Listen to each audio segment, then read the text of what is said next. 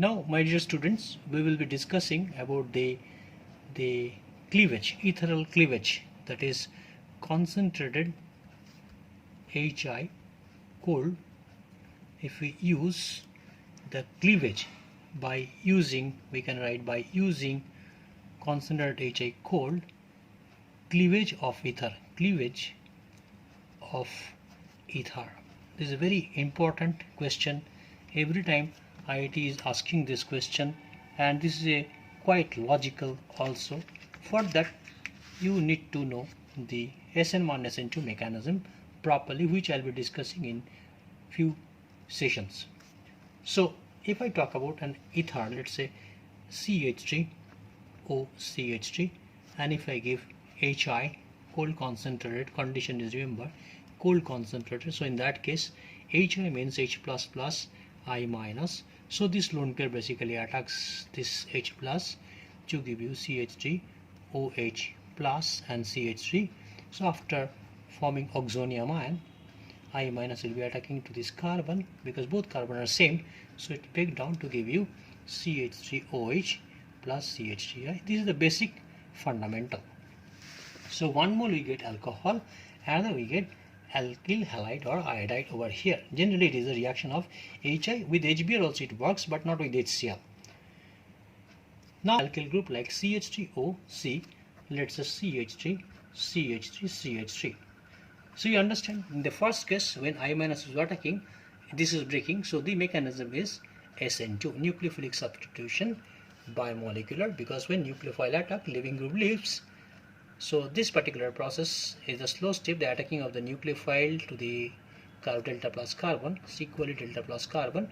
So this is there is a slow step or redetermining step, and then further transition state formation, and then we get the product.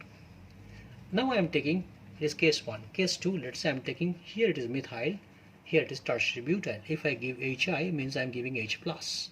So this lone pair will be attacking the proton, giving rise to what it gives, CH3 OH, it is a plus, C, CH3, it is a CH3, it is a CH3. Now what you get? You get a oxonium ion. Now my dear friends, you must be knowing that tertiary butyl cation is a very stable species. So slowly, or we can say RDS, that is SN1, we get CH3OH will come out, and I'll get CH3 thrice C plus, which is stabilized by 9 hyperconjugation hydrogen and 3 plus I. So after this we get I minus will be attacking to this carbocation, giving rise to CH3 thrice Ci 1 mole, and another mole you have got methanol. So mechanism is clearly for this case SN1, and before it was SN2. Now I'll go to the complicated case. Let's say I'm taking the case number 3. Let's say I'm taking CH2 double bond CH, let's say O, it is a CH3. Now I am giving HI. You can remember this is a vinyl group. This group is vinyl group, and this is methyl group. HI means we know H plus plus I minus. It is cold concentrated condition. So what will happen? This H plus will be attacked by oxygen, acid base reaction, to give rise to CH2 double bond CH. It is a OH, it is a plus, it is a CH3. Now remember that no one can give the carbocation, because it is not 3 degree, it is only methyl, it is vinyl. Vinyl carbocation is very unstable, or methyl carbon very unstable. So I minus now has to attack over here. Why it attacks over here? Because the delta plus is over here, is more, as well as this, remember this vinyl, the vinyl cannot undergo SN2. It is basically cannot undergo SN1, or it cannot undergo SN2, because in this case the methyl carbon is less sterically crowded, as well as here in this case particularly vinyl carbon is not susceptible to be attacked by I minus. So I'll get vinyl alcohol double bond CH-OH and CH3I. So quite naturally this is your SN2.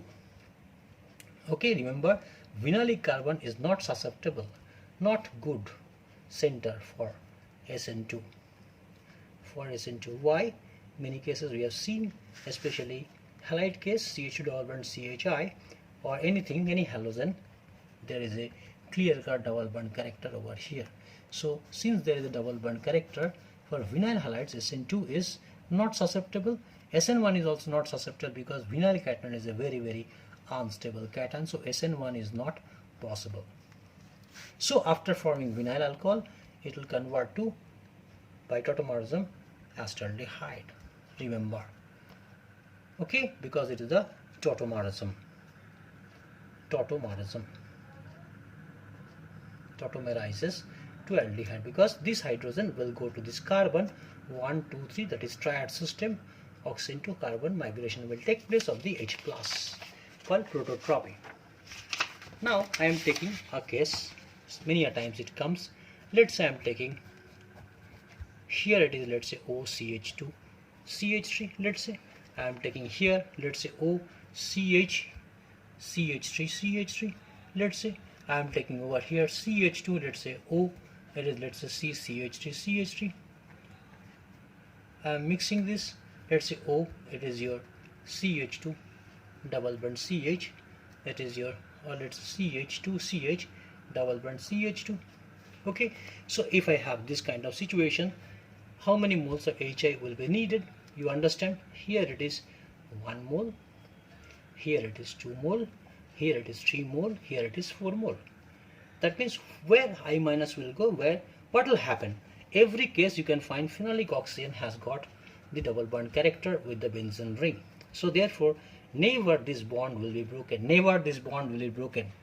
So every time I'll get the OH plus, let's say I'm taking this OH plus CH2 CH3, let's say I'm giving all proton everywhere, let's say I'm giving everywhere proton CH CH3 OH plus, let's say I'm giving 4 moles of proton OCH2, let's say CH double bond CH2, it is also protonated, and also I'm giving over here, let's say at one time I am protonating all.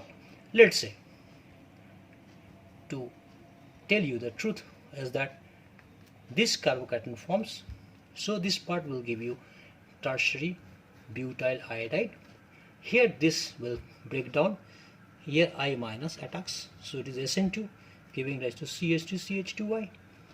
Over here it will break down, again it is I minus attacking, giving rise to SN2, that is CH3 twice CHI.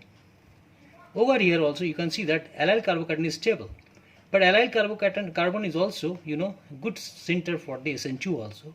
So since it is HI cold concentrated, it is polar solvent, of course you can go for the SN1 as well as SN2 attack. SN1 as well as SN2 both can take place, so ultimately I minus will be connected to this, giving rise to allyl iodide double bond CH CH2I, and final the benzene ring will be having phenol over here, phenolic OH, here phenolic OH, here phenolic OH, here I'll get CH2 OH.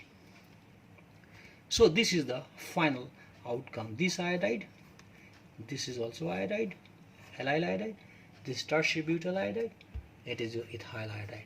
So everywhere, this is SN1, I have said, this is your SN2, this is with SN2, this is SN1 and SN2 both, because allyl carbon can have the allyl carbocation stable for SN1. For the SN2 also it can have the good center for, because there is a pooling, delta plus character is very high. So with this I will conclude the session how the ether cleavage takes place.